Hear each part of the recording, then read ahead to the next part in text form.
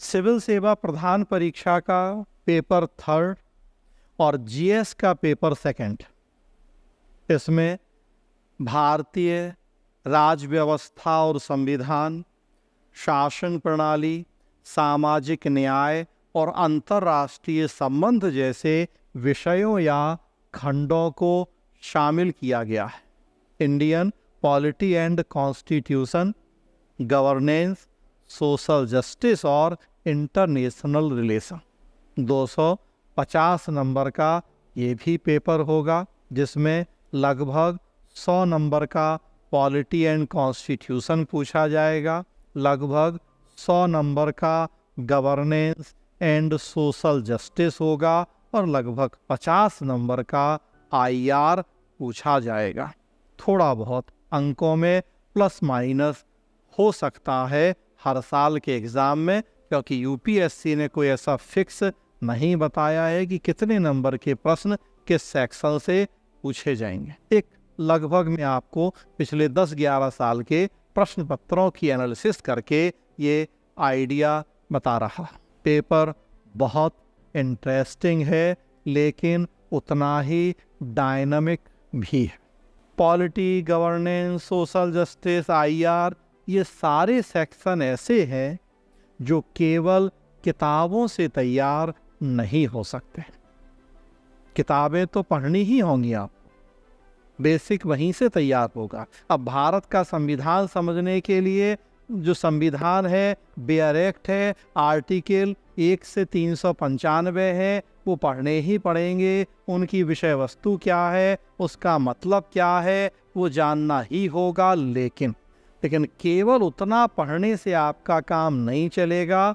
आपको day by day क्या घटनाएं घट रही हैं गवर्नेंस या सोशल जस्टिस या आईआर से जुड़ी हुई, उनके प्रति अवेयर होना भी बहुत ज़रूरी होगा। तो सबसे पहले तो शुरुआत यहाँ भी आप 6 से 12th की एनसीईआरटी से ही करेंगे। पॉलिटी, कॉन्स्टिट्यूशन, सोशल जस्टिस से जुड़ी जो भी एनसीईआरटीज़ हैं 6 से 12 तक की, सबसे पहले आप उन्हें पढ़ेंगे। कुछ एडवांस लेवल की तैयारी के लिए और किताबें भी होंगी, जो अलग एक वीडियो में मैं चर्चा करूँगा आपसे। हाँ, लेकिन इस पेपर की तैयारी के लिए मैगजीन्स और डेली न्यूज़पेपर्स की भूमिका बहुत महत्वपूर्ण होगी।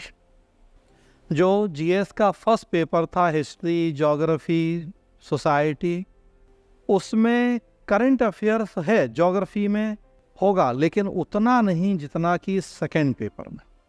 आईआर तो लगभग आप देखेंगे करंट बेस्ड ही होगा। रसिया यूक्रेन युद्ध पे प्रश्न होगा या इजराइल फलस्तीन पे, तो नो डाउट आपको पीछे पूरा इतिहास भी जानना पड़ेगा इनके संबंधों का। लेकिन एग्जाम हॉल में उसकी भूमिका सीमित होगी और जो वर्तमान इशू है उनकी भूमिका महत्वपूर्ण।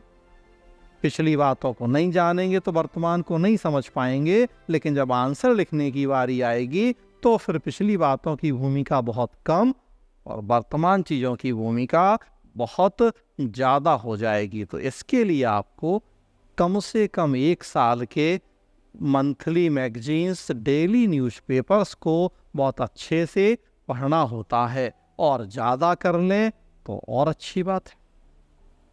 तो एनसीईआरटी प्लस मैगजीन्स, न्यूज़पेपर्स को मिला के इसकी तैयारी करेंगे।